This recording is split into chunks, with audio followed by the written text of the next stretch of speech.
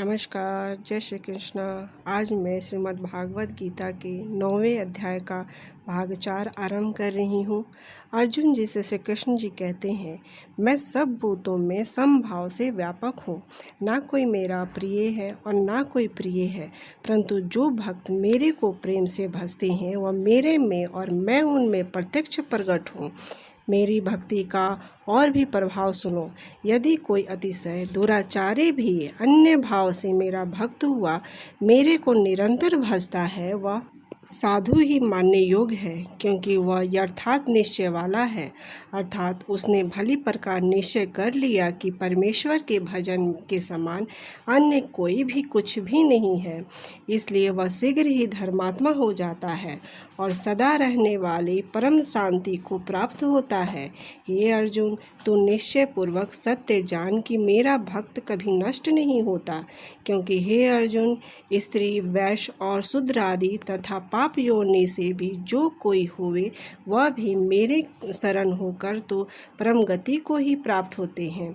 फिर क्या कहना कि पुण्यशाली ब्राह्मण जन तथा राज ऋषि भक्त जन परम गति को प्राप्त होते हैं।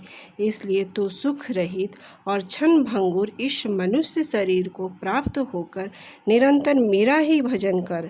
अर्थात मनुष्य शरीर बड़ा ही दुर्लभ है, परंतु है नाशवान और सुख रहित। इसलिए काल का भरोसा ना करके तथा अज्ञान से सुख रूप भसने वाले विषय भोगों में ना फंसकर निरंतर मेरा ही भजन कर।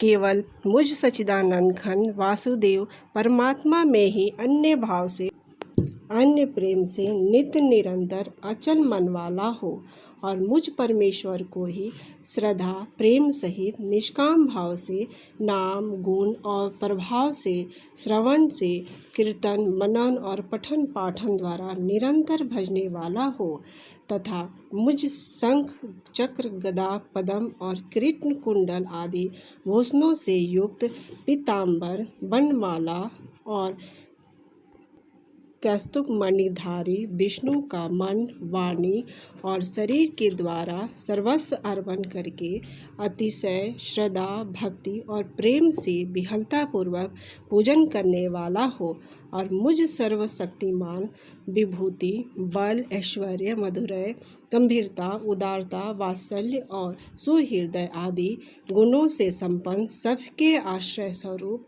वासुदेव को विनय भावपूर्वक भक्ति सहित साष्टांग दंडवत प्रणाम कर इस प्रकार मेरे शरण हुआ तो आत्मा को मेरे में एकाकी भाव करके मेरे को ही प्राप्त होवेगा।